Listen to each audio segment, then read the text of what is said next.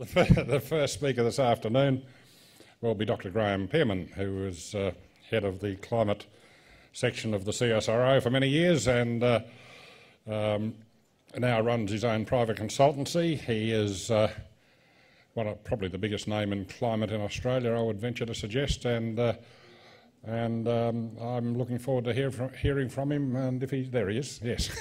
I didn't have to extemporise much longer. Graeme's right down there. So, Dr. Graeme Pearman.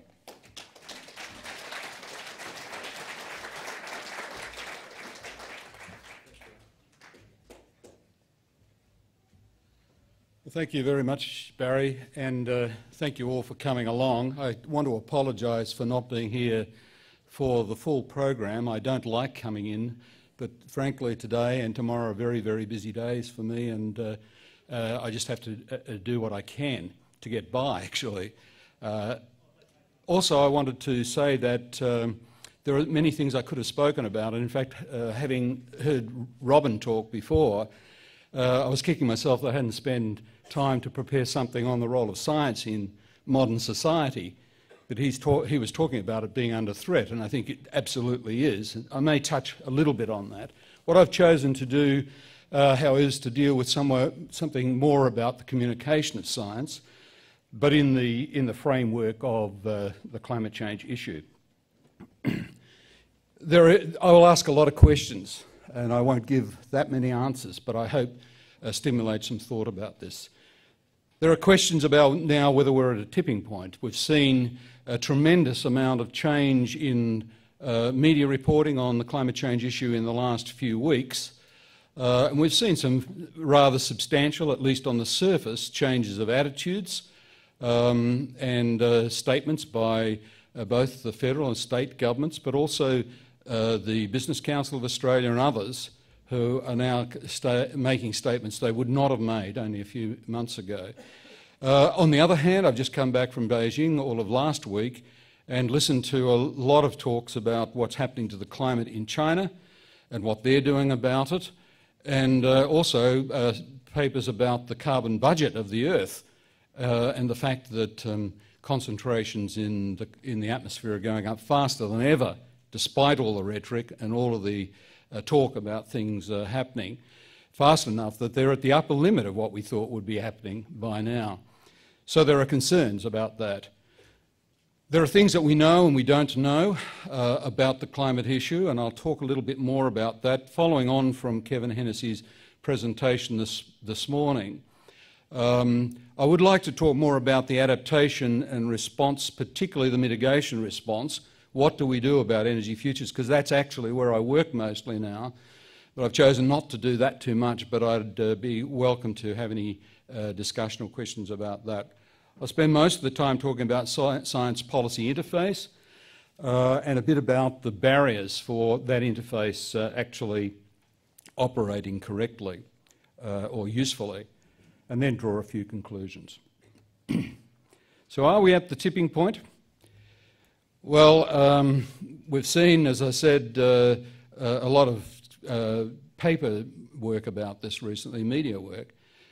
But in my own perspective, last year, Charles David Keeling, who was the man who started measuring carbon dioxide in 1958, died. And he had been a colleague of mine for 30 years, a friend and a colleague. And it caused me to think quite a lot about what would happen if he hadn't have lived. I know that I would not have got into the carbon dioxide game because as a young scientist in the early 70s, myself and a colleague decided we were going to prove him wrong because he was claiming concentrations were changing. We thought, no, he's got a problem with his standards. And I might add that this man is the man who's influenced Al Gore back at that time.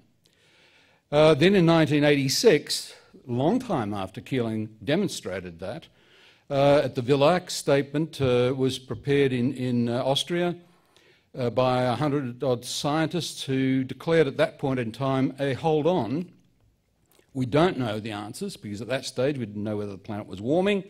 We really weren't sure about the modelling of whether the planet, how quickly the planet would warm with these gases. But But they said at that stage, the community needs to know about this. This is not an academic issue for scientists because it's potentially very important. This is 1986. What's happened since that time? Nothing. Now, today, we appear that we might be at a tipping point, but I'm not holding my breath about it.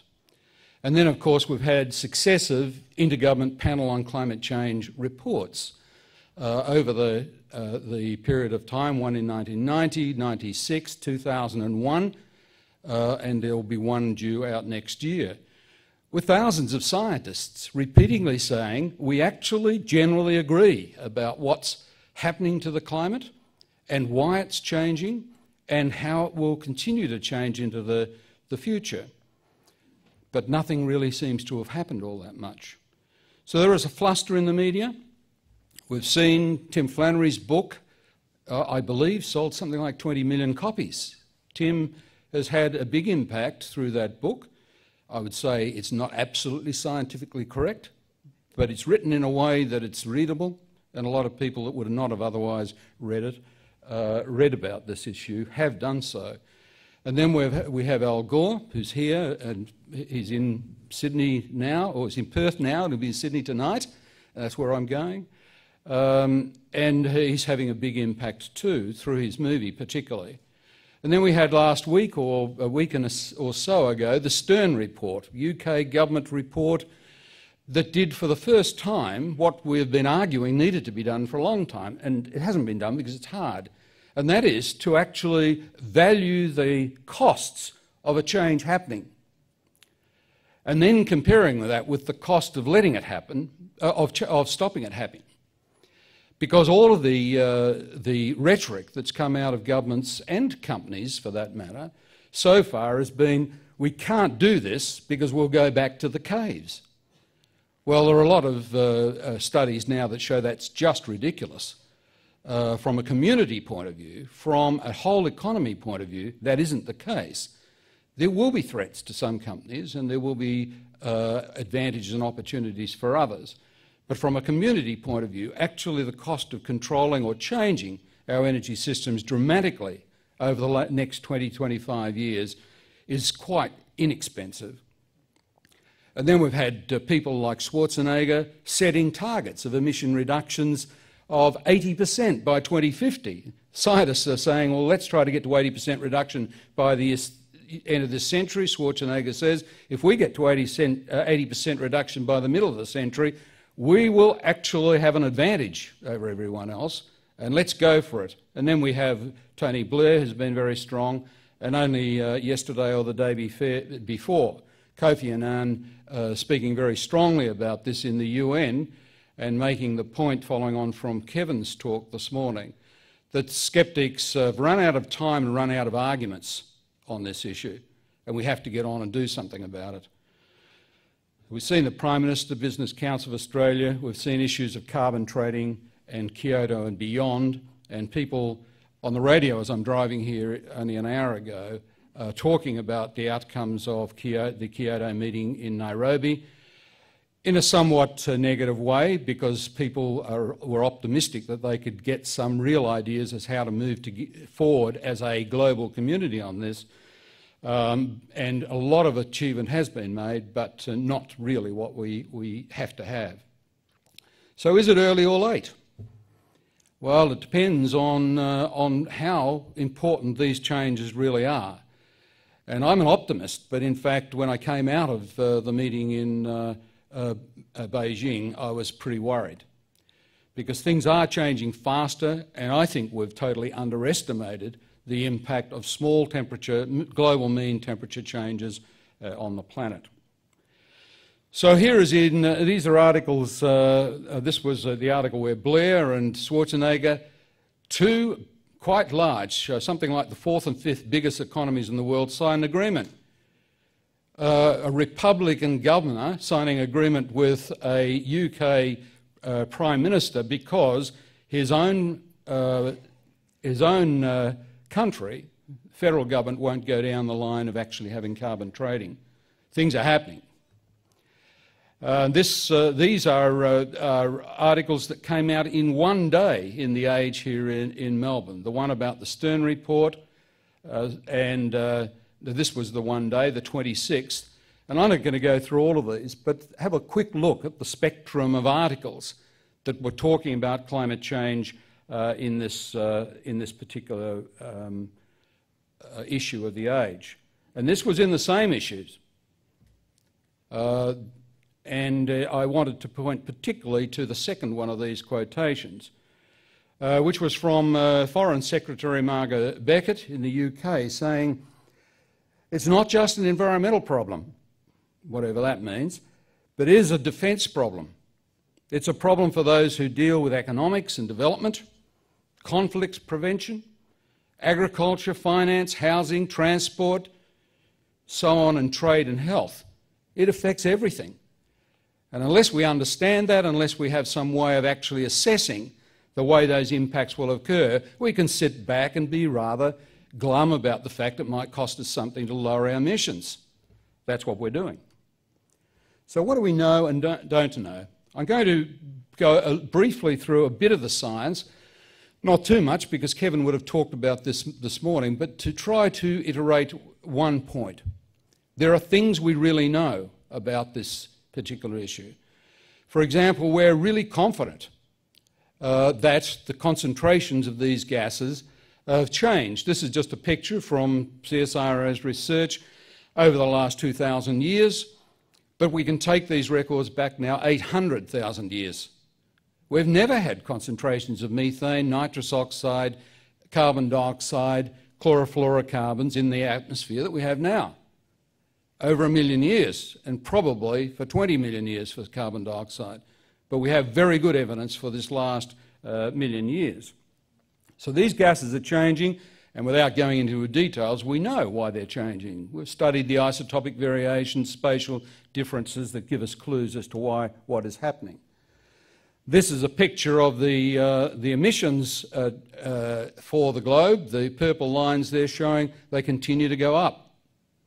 We haven't got these emissions anywhere near under control. We all knew Kyoto was not going to do anything significant to the rate of rise of emissions, but it was a good start, and it was a good way of trying to get some kind of an international agreement. And consequently, carbon dioxide is going up in the atmosphere as well, the blue aqua points below. And at Cape Grim, where we have our own observatory in Tasmania, it's now 6 years where the concentration increase has been bigger than any other time in the 30-odd years that we've been measuring there. We haven't got this issue under control at all. We know that the temperature of the planet's warm. We did not know this when Villach met, and in fact we didn't know it in 1996 when the IPCC report. It required a lot more careful work to examine records of the temperature of the planet and to identify what was occurring. But in 2001, the IPCC stated categorically that the temperature of the planet had warmed by, at that stage, about 0.6 degrees Celsius.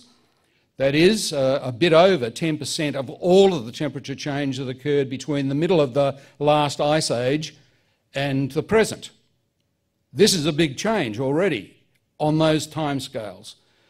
And we know that temperature change is penetrated down in the first 1,000 metres of all of the oceans of the Earth. And we know now that most of this change is due to the addition of greenhouse gases into the atmosphere. I'll come back to that. If you think it's happening somewhere else, or you think the records are lousy because we're using instruments that are in cities or something, as if scientists are not careful about that, well, these are temperatures in the water around the northern parts of Australia, where it's going up as well. Now, there are two things that happen that don't demand your very difficult physics when you warm the planet. The first thing is you warm the water, it expands. Not complicated physics. If it expands, the sea level goes up. And that's pretty much what's happened. We've got about a 20 centimetre rise because of this warming so far, anticipating something like half a metre or so through this century. This is not due to melting of ice caps and all the doom and gloom about the ice caps. It's simply because of thermal expansion. We understand this very well. We know the second thing is that if you're warm, you'll have less ice and snow lying around. And this is a picture that Al Gore shows in his movies of the aerial extent of the Arctic. The decrease since 1979. Last decade, it decreased by around 10%. The anticipated outcome of this is that by 2030 or 2050, there will be no sea ice over the Arctic in the summer. It's decreasing rapidly. It's only about half the thickness it used to be, so submarines can poke their head through the ice. It's thin enough anywhere today. They couldn't do that when the Americans and the Russians were chasing each other around. It was too thick. All the glaciers around the world, virtually, all but one or two, are going backwards, and that includes our own glaciers on Heard Island, the glaciers in our nearest neighbour in Indonesia. And the big glaciers that we are concerned about are in Greenland, because there's now satellite imagery that shows that there's some loss of glaciers, particularly around the edge, as there is in Antarctica. But these are real data. These are really interesting data that just come out of German and NASA collaboration, where they now have a gravitometer on a satellite that is able to detect the volume of ice in Greenland month by month. And you can see here it goes up and down with the seasons, as you might expect. And so far there's also detected a secular change, which, if you interpret it in terms of delivering new water to the sea, is now already around about 0.4 of a millimetre per year. This, if it continues to go on, will start to become a competitor for just the thermal expansion in the contribution of sea ices. This is not in the IPCC projections as to what will happen to sea level.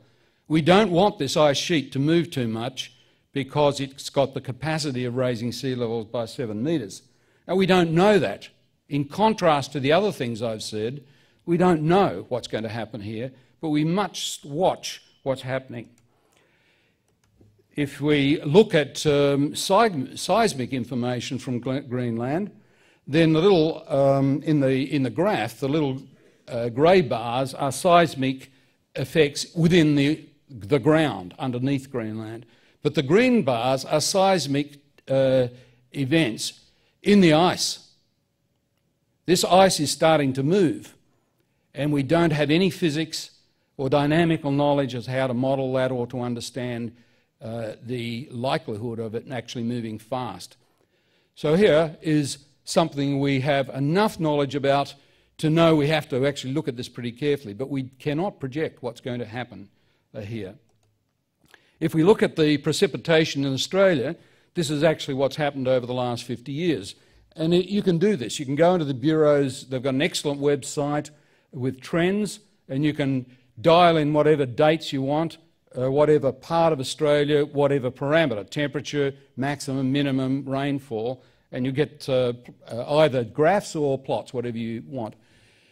But the point about this is that, and it'll depend a little bit on what year you choose, simply because there's a lot of year-to-year variability in rain. But this is generally a pretty robust finding. That is that we've lost rain. Surprise, surprise. Don't we know that? It's not just population increase that is giving us problems. We've lost rain, and it's affected all of the southern part of Australia and up the east coast, and we have concerns about that. We've gained rain in the northwest, and I don't want to go into that, but there are some physical reasons why we think that's happened over this last 50 years or so, but we think it won't continue. And so we need to be very cautious about ideas of shifting our agriculture up there because we're getting more rain now. The anticipation is that that won't be the case, and you'll see that in some slides to come. Do I know that this is climate change? That this is a logical progression from increasing the gases, warming the planet, leading to changes in circulation that deliver changes in rainfall amounts like this? No, I don't. Why? Because I have to be 99% sure before, as a scientist, I would accept that hypothesis. But it comes back to how much risk you want to take. If the impact of changes like this are large enough, then you will actually want to either mitigate or adapt to changes associated with the possibility that this is going to continue, even with a probability that's quite low. It depends on the magnitude of the impact. I'll come back to that as well. Whole pile of other things that's happened to the climate in Australia. Won't go to this, but you can just cast your eyes down it and you can see the kinds of observational evidence for change. This is a picture of increase or changes in storm intensity for tropical storms. And this was published just at around about the time that Katrina hit the US. These are colleagues of mine that are in the USA. One of them at least was an Australian that with a number of our better climate scientists have left. But here is a study of the 30 years of satellite imagery that we have, where they identified all of the tropical storms in the whole of the world and then classified their strength. And what they found is that actually we don't seem to have too many more tropical cyclones or storms than we used to have. But what we found is that the Category 4 and Category 5 storms, the frequency of those has gone up by 100%. So we have insurance industry out there actually talking to the Premier of Queensland saying, we're not sure we're going to be able to insure the buildings on the coast of your state because the building regulations are not sufficient to cope with Category 4, Category 5 storms in a way that we're actually going to be viable as a company if we insure them. That's had quite an impact on people's thinking about this. And the insurance industry is in fact one of the sectors of the community that's gone very quickly down this track because they find when they actually plot major claims, they get a plot like this. And people have done this all over the world and get the same kind of picture. Now, there are many reasons why they'll get this. And again, you know, these are not dumb people. They know that part of this is due to population growth, wealth and the higher levels of investment in properties, the movement of people to the coast and so on, where they are more vulnerable. But they're quite convinced that the biggest spikes in the latter part of this plot are due to the fact the storms were more intense than they've seen before. And they therefore have a strong conviction that they have to actually manage that risk, and they have to do it with the community, because the community is going to ask, why are they pulling out of this kind of insurance, or why are the premiums going up? The other thing that's happened quite recently, the last 5 to 10 years, is that all over the world the biologists are now seeing the effects in the biology. And I'm not going to go through this again. Cast your eyes down this. It's on ecosystems, it's on particular plants and animals, and it's on their behaviour when they migrate, when they lay eggs, when they flower, and so on. And the one that I like just to stress is because as a biologist 35 to 40 years ago, I looked at the results of some people here in Melbourne University studying the genetics of Drosophila fruit fly for quite different reasons. And they've been doing this down the coast of East Australia for a long time. There's a particular single gene control over a phenotype of the fly that makes it more or less sensitive to temperature. And so the frequency of that gene, as you capture these flies through the year, changes. The dynamics of the genetics in that population changes with the seasons. Well, when they've looked at the distribution of these genes down the east coast, it's moved 400 kilometres south. What about all the other millions of species? What's happening to their genetics? What's happening to their behaviour? We don't know. We have no idea, and for most of those cases we will not know until there is a manifestation of the impact of that one way or the other when it's probably too late. So trying to actually go forward in time then becomes difficult. And let me stress, I'm trying to mix things that we know, things we don't know, and there's a spectrum. That's the message I hope you'll take. But this is one model, climate model, in which we try to include all of the physics of the system and project forward what will happen. And this is a model from NASA. And I wanted to show this slide because the top frame indicates what climate scientists use in jargon as forcings. What are the changes that are taking place that change or force the energy budget in a particular way that will actually change the climate, in this case the temperature of the Earth? And I wanted to show you because many of the skeptics will talk about the fact that the climate's always change. Of course, we know that. And that this is just natural variability, or it's, you know, volcanic activity or something like that. Well, here is a model. These models now take 1 million lines of Fortran code. They're very complex models. They take the biggest computers that we have available in the world. Australia now can no longer afford to have two institutions doing this. So they're combining CSIRO and the Bureau's activity. But the forcings there, you'll see the orange line, reddish line, is the forcing due to the gases, the fact we've got more gases. The blue line is got these big spikes. They're volcanoes. Yeah, they have a big impact, but they don't last long because the dust from an individual volcano, only those that are big enough to put the dust into the stratosphere, stays there for 2 or 3 years and it cools a planet. And we know that, and we've seen that. And then the other things, like the little orange wiggly line, is solar variations. Yes, we know, and we've got observations that the sun doesn't always put out the same amount of energy, and you have to take that into consideration. And there are other things like dustiness that, particularly in some regions of the Earth, are quite important. You now run this model with all of that forcing. We do it 5 times because the model has to start at some point. Where do you describe the climate as it was at 1880? Well, we don't know exactly, so we do 5 times a guess at that and then run the model forward and compare it with the black line, which is the blue line, which is the observations. And this is just one piece of many, many pieces of evidence that suggest to us we actually have most of the physics and dynamics of this climate system in these models, because we've not only reproduced the change in temperature, but indeed a lot of the fluctuations, the decadal fluctuations that have occurred in the climate. When we use these models, these are data that will be in the IPCC 4th assessment report when it comes out next year. This is averages of 17 of these models now around the world. We can then say, well, what will happen in the future? Now, on this graph, I don't show the differences between the models. Why? Because actually they give pretty close to the same answers. The difference here in the colours is what you and I and the rest of our fellow humans are going to do in terms of emissions. They are scenarios because we don't know what people are going to do. And some of us are starting to become rather disappointed about what we might do in the next few years when we see some of the things that are happening. So what these choose to show is a red line, which is by and large a fossil fuel dependent future, and the green and blue lines are where we actually change the energy structure of the world dramatically, deliberately, to stabilise the temperature in the future. And you'll see the stabilised temperatures are of the order of 2.5 to 3 degrees into the future.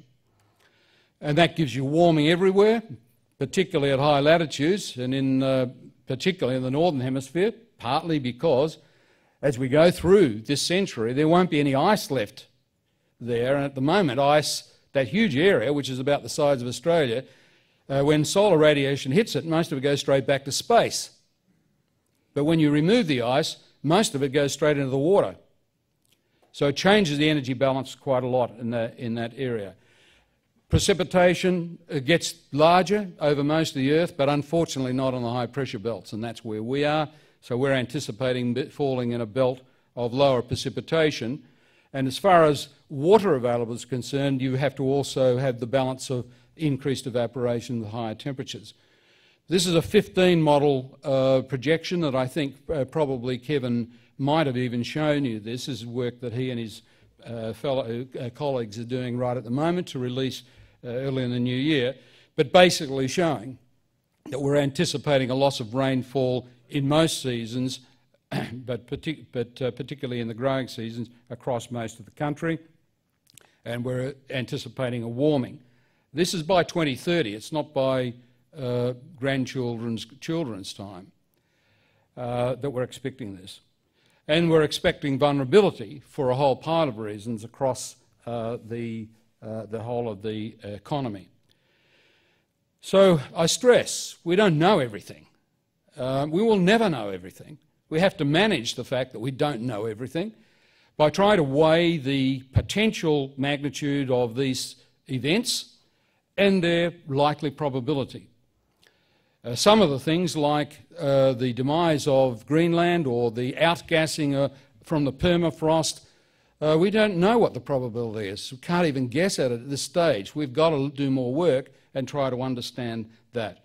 But at the end of the day, that's what we're trying to do. We're trying to manage the future, and that's why people talk about what are acceptable risks as we go forward with this kind of work. Now, I can't, unfortunately, go further down that track, but that leads us very much into the energy futures. I want to talk now about the science policy interface. And there are several, this is an enormous subject that I don't know of any other substantive writing on it. So it's still new ideas for me as well that I'd like to try with you. The first is that when I discovered this, after getting in all sorts of trouble and finishing up made redundant by my own organisation, thinking carefully or trying to think carefully about what the role of scientists like myself and a scientific organisation like CSIRO is in a modern society, then I realised that in fact the underpinning of policy is just very, very complicated. And by and large, there are many pathways and they're ill-defined. They're ad hoc. They've developed over years and there are no conditions for engagement by either the scientists or the policy makers, whether they be government or non-government. The interface is soft, despite what you'll hear, and you can go to organisations like CSIRO, but there are many others that say science should be policy relevant but not prescriptive. Well, can you really do that? Can you really actually engage with a policy maker without actually understanding the context that the policy has to be made in? And can he really engage with you without understanding the concept, the context in which you operate as a scientist? Like you do have rules about when you really say you know something or don't say it, don't know it. And the reality is, of course, it's not. It's like any communication. It's two-way. You have to listen to each other and you have to delve somewhat over the line into the other person's expertise. So it's a soft interface, and that's why I prefer to call it an interface rather than something that is like a brick wall with a hole through and you poke some information through every now and again, and the policymakers, if they want to, will pick it up on the other side. It's not realistic. Each pathway that we have, and I'll show you a summary of those in a moment, when you look at that, has all sorts of strengths and weaknesses, and including in that then is potential for misuse. So this is the way I see it in my own experience with the climate change issue over 30-odd years. If you take the literature on climate change, then we have created in the world for the first time a process to try to deliver the state of that literature, what is actually said in peer-reviewed publications, to the policymakers, and it's called the IPCC. That's what it was invented for. It was invented because there wasn't a really good mechanism of actually making a connection between very complex, rapidly changing science and a very complex and rapidly changing political and policy agenda. But there are other areas. In my own organisation, we had contracts with state governments, nearly all of the state governments, the federal government, many of the departments, and many companies, where they would ask for particular work to be done, and they would ask for us to therefore look at this from a scientific perspective and write a report. And then there are briefings. You know, I've personally briefed the Prime Minister's Science, Engineering and Innovation Council on 3 or 4 occasions. I've briefed all of the Prime Ministers over the period that I've actually been a scientist. Been involved in many conferences because conferences are a mode of getting information to people who are there, who are actually interfacing with policy development, with peak bodies in business and in the community, and with community groups itself. I currently do 2 or 3 presentations like this at least every week to a very diverse range of audiences. And it's a method that I see as being a role that scientists should take, not all of them, but some of them should be taking in terms of making sure that the science is communicated to the policymakers, and that the science itself, to some extent, is also made relevant in that regard. And then there is the place where I got into trouble, and that is the media. There are opportunistic chances. I'll be in Sydney tonight. There will be a lot of people who want to interview people that are there tonight. So it's an opportunity to actually have some words about issues of energy futures or whatever it might be. But for many scientists, interaction with the media is actually, quite frankly, about opportunities for themselves. How can I promote my science so that it's seen to be relevant and I'll get more money to do more of it? Well, that's okay, that's part of it, but it isn't the part that I'm talking about here. The part I'm talking about here is how do we get information into the community and the community's attitudes influence, therefore, the way ministers and companies operate. And there are focus groups like the Wentworth Group that were set up very specifically to take an issue like water and to try to create a public communication process that helped public perceptions about this issue.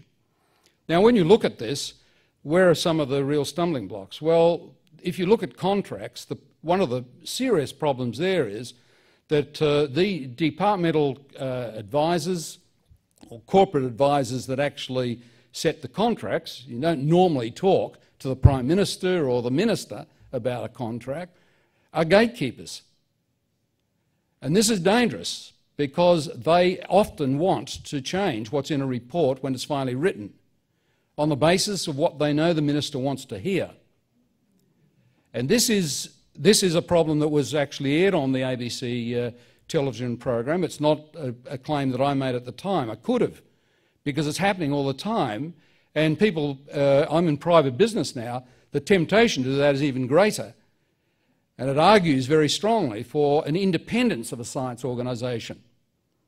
It's good to have an independent science organisation that can make these statements and be prepared to stand up and say, well, we've done the research, this is what it says to us, not what you want it to say necessarily. So the gatekeeper issue is, I think, quite a serious issue. In the case of the media, there's been quite a significant problem, and with all due respects to some of the media who are here, there has been an enormous tendency to play this science in the balance.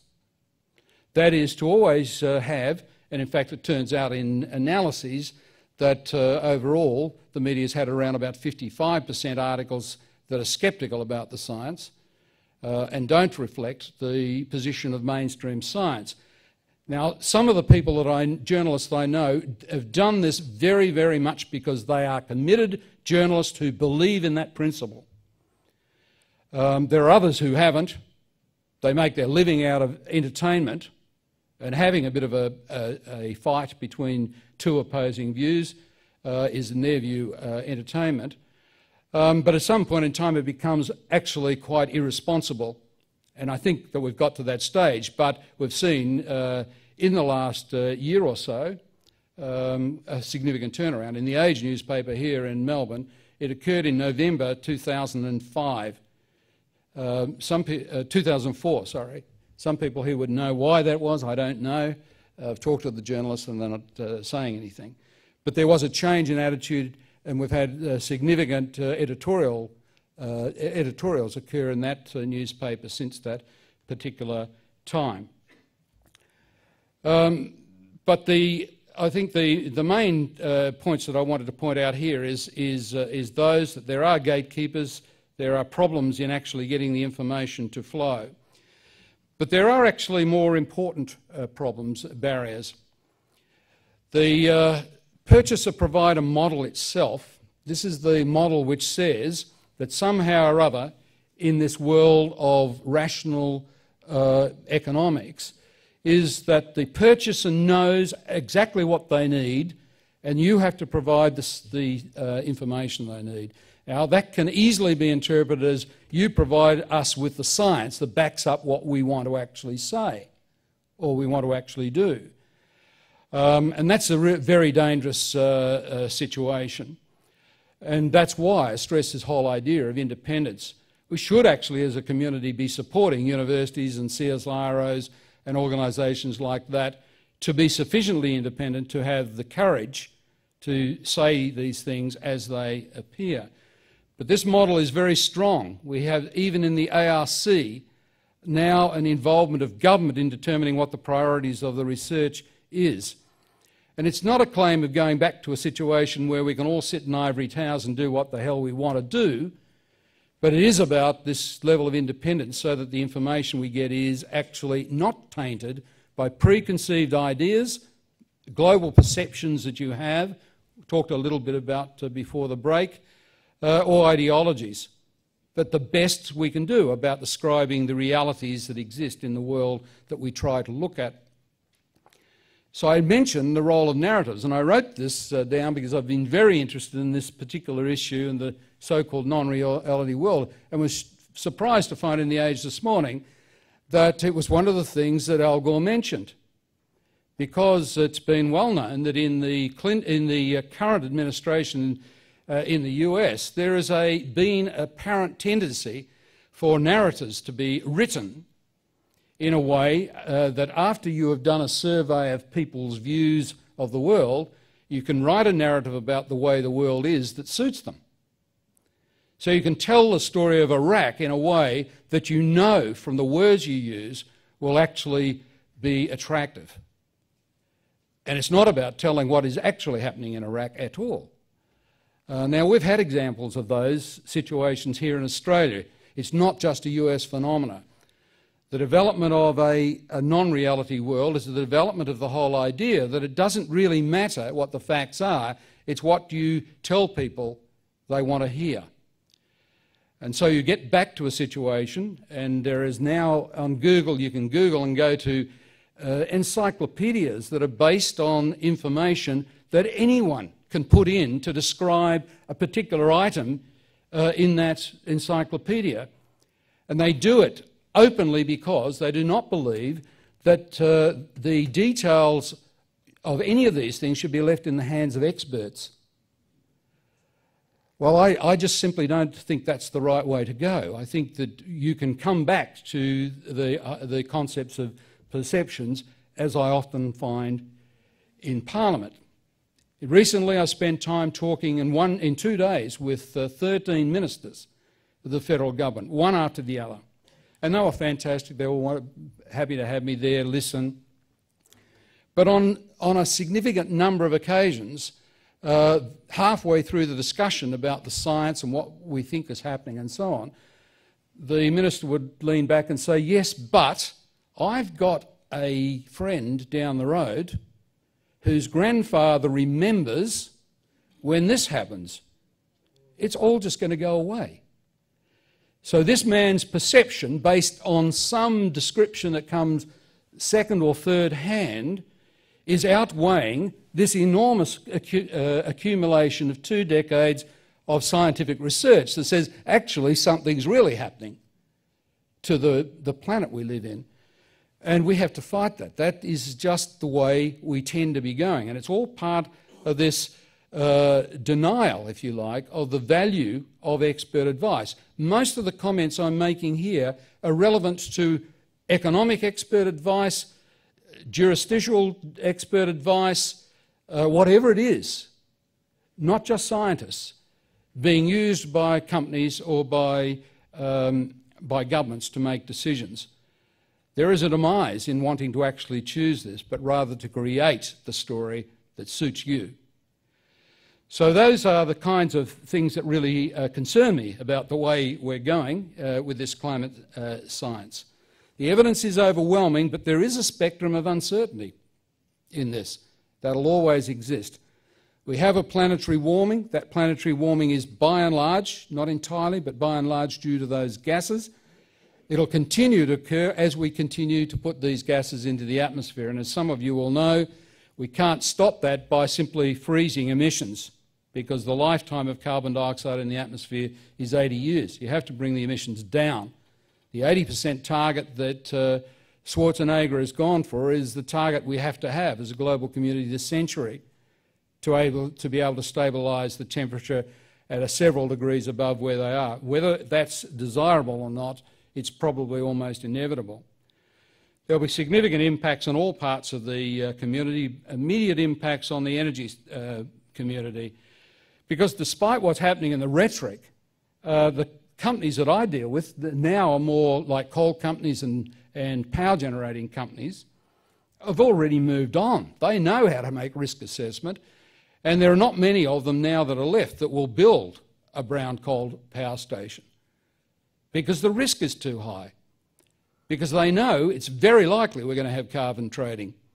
They know it's very likely there are going to be strict limitations on emissions, and they know that it's likely that that will have an impact in the next 20 or 30 years, which is well within the planning stages or the return on investment stages for that particular issue. We need improved connection between science and policy development, and that includes integrated science, which I've not really spent much time about, but it's not just individual disciplines. And I've tried to illustrate that I think we have a bit of a disaster on our hands here.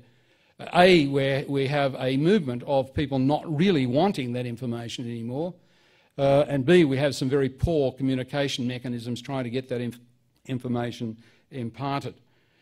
I haven't touched much on the emergence of the sustainability ethos at all, but I think this is a key driver and a key factor in going forward. And that is that people around the world are starting to understand that the model that says if you build wealth, then everything else will follow. And all of the other problems, all the other aspirations will be served. Well, I don't think too many people are left that really believe that. And I think we're going to have a massive change as we go down a track that says no. We all share aspirations of wealth, but we share aspirations of social security and well-being, and we share aspirations of environmental protection, and we share aspirations of delivering something for our children and grandchildren. These are the shared wealths and the aspirations, and it doesn't necessarily follow that policy built about generating wealth will deliver all of those things. There are limitations to the way our connections to policy are worked. One is this ad hoc nature of the way policy science is tried to be captured, or expert advice in general is captured by the science policy people. The sheer magnitude of the process and the complexity of the process is a problem. There's a denial of the value of fact over perception. And there's no real a priori reason that the climate change that we're having will be arrested in time. We don't know the answer to that particular question. Thank you.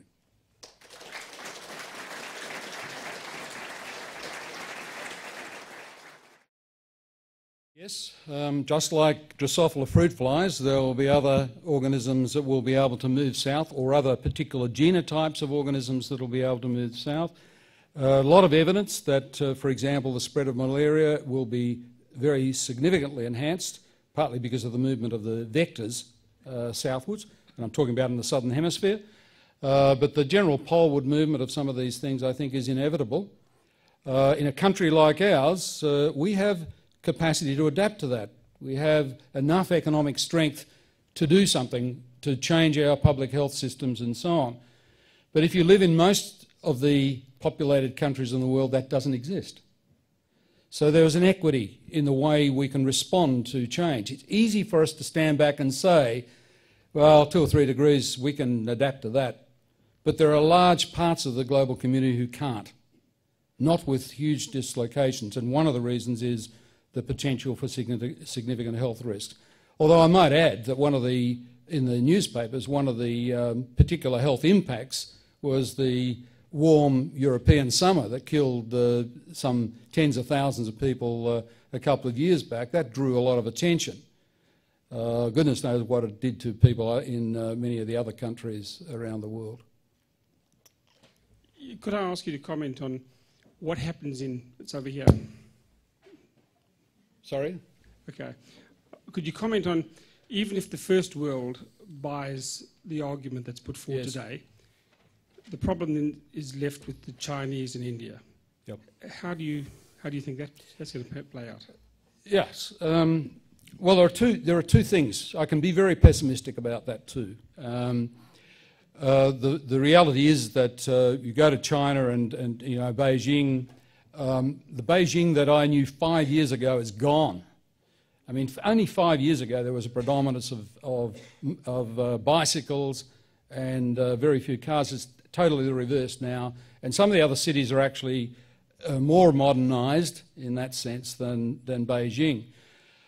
So yes, they're going to go up a curve in which they're going to actually demand more and more energy. But we all do that. ABARE tells us that Australians want 2.1% more energy every year for this decade and next decade. Every country can claim to need that. It comes down to a question of we actually per capita emit about 5 times more than every Chinese person. What right have we got to actually compare our emissions with the Chinese when in fact they are trying to actually build a level of their economy that we have had for many, many years. So there are serious issues about equity. The second part of that is the arrogance that exists here in Australia about how we're going to solve this problem for the Chinese by giving them all this brilliant information about our technologies. Last week, at one of the receptions I was at, there was a guy there who represented a non-government organisation like used to be here, the Australian-New Zealand Association for the Advancement of Science. Still exists, actually, but it's almost defunct. He had 1 million scientists in his organisation. You think that they don't have capacity? It's absolutely arrogant to think that. They have a 15% renewable energy target. We don't have one. They've made very significant switches to gas since the demise of the Russian, of the USSR. So they're actually doing quite a lot. It's quite wrong to think they don't understand this problem. They have invested an enormous amount of information, of money over the last 10 years of great economic success back into engineering and science, much more than us. And in some specific areas where we were actually, in my own division was involved in training some of their scientists about 12 years ago, they now have a capacity in that one laboratory that outstrips the whole of Australia. And the guy who was doing that at that stage is now a member of their academy. He's so well recognised. They're moving. And so that side of it makes me fairly confident. But the difficulty of actually moving this year or next year to getting some kind of agreement as to how we can share the responsibility when you have one side saying we're not going to let go of anything we've got until you don't do any more, I mean, it's just not going to work. So that's a pessimistic position. But you're right, those countries, China and India, will be a dominant factor in the politics. Graeme, how do you explain, as a working scientist, the fact that credible scientists like Ian Plimer continue to ignore the mounting body of evidence by, as you say, thousands of scientists that A, the climate is changing, and B, it's very likely that there is a role for humans in all of this? Yeah. What's going on in their heads? I don't know, and I've never met Ian Plimer ever, so I don't really know what the driver is. I know most of the so-called skeptics, because I don't want to confuse that scepticism to the scepticism that's in this room or in my own laboratory, because that's actually very important. I don't know, but I know some of these people, and in some cases it's because they've become what I used to say to my scientists when they were young. I don't want you to become a desk scientist What I meant by that is that you go to your university and read the papers and have a view without getting actively involved in publishing. Because if you do that, your views will not be tested properly and you can get off on the wrong track. And I think in some cases that's what happened. Some of the skeptics, of course, you all know, are people who have goodwill, but they don't actually have the training or background to actually be able to contribute. The challenge to me to those people always has simply been go through the peer review process, present your information and have it examined just like the rest of us had to do when we made our careers. Graeme, I've just gone through Al Gore's book and I find it a delicious irony that human impact is the key, but he also reverences his family with his 4 kids and all the grandchildren that are coming through. Isn't the big problem there's 3 billion too many people in the world? And nobody's mentioned that in any of the presentations we've had. Yeah, it is. It's not an insignificant impact for this country. If you actually have a look at the targets that we might try to emulate in Australia, say in emission targets, emulate in Australia over the next, say, 25 years. Say we want to bring the levels of emissions down to 1990 levels or maybe a little bit lower, and then you actually do that with the population growth we have, it becomes harder. Our population growth is not going to make this any easier. But of course we will continue to have a population growth if you feel that you have to have more people to sell things to. And that's what drives a lot of the community, I think, in wanting to have a population growth. If you have 2% population growth, sort of guarantees you a 2% growth in your sales every year. So you're absolutely right. I mean, the part of the problem is that the sheer numbers of people. We can't do much about that right at this point in time.